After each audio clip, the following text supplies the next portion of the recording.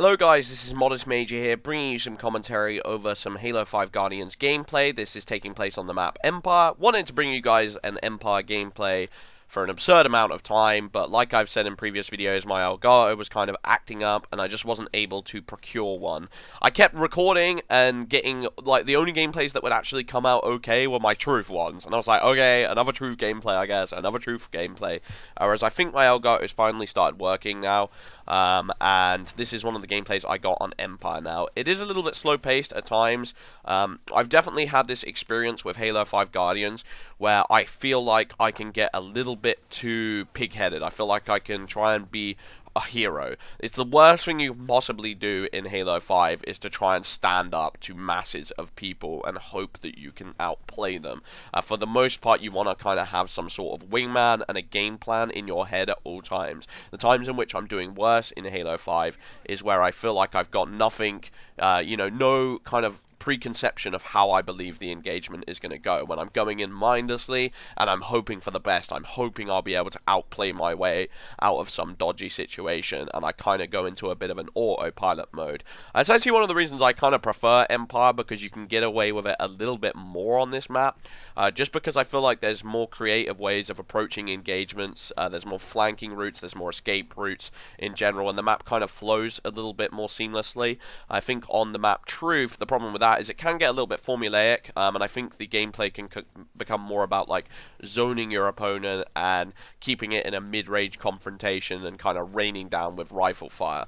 I think, you know, it's interesting to hear from my group of friends and like see how their playstyle reflects which map is their favorite, because perhaps if you're more a support mid to long range role, I think you'll probably prefer Truth. I think if you're more about intelligence in your gameplay and you feel like you have a really keen instinct for the game, then Truth is probably your best bet. But Empire, I feel like you get into the heat of the battle pretty darn quickly, and if you're creative at getting in and out of situations, this map will reward you heavily.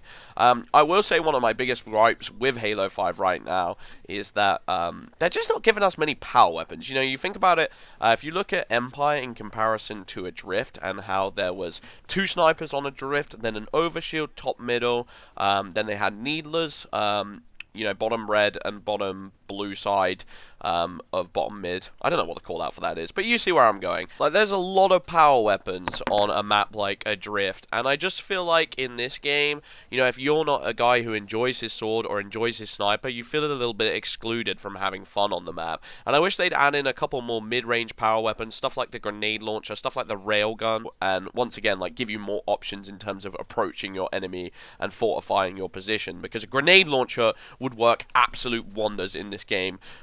You know, the equivalent grenade launcher of something like Halo Reach is, where you could bounce it off of walls. In Empire, you could be insanely creative, and it would be enjoyable. And right now, what's basically acting as the grenade launcher currently, is the friggin' actual grenades, because they're ridiculous in this game, and they can almost kill in like one hit. And the problem with them right now is that, like, there's no drop off in terms of range. So if you're on the outside of the radius of a grenade, there will be no drop off in that damage. It will still kill you from like a mile away. So they're kind of crazy. So yeah, that's definitely one of my main gripes. But the gameplay in the background you're seeing is one of these games where I actually managed to slow myself down and say, right, Adam, like, you've been playing like an idiot for the last 3 games. Like, take this sniper and actually play smart with it. Because the sniper, and I'd say guns in general have a habit of making you choke. Low auto aim is scary in game. You know, when you're immersed into the environment and when you're invested in whether you're going to win or lose, you know, with this new ranking system, which is extremely punishing for sometimes almost unfair, seemingly unfair reasons.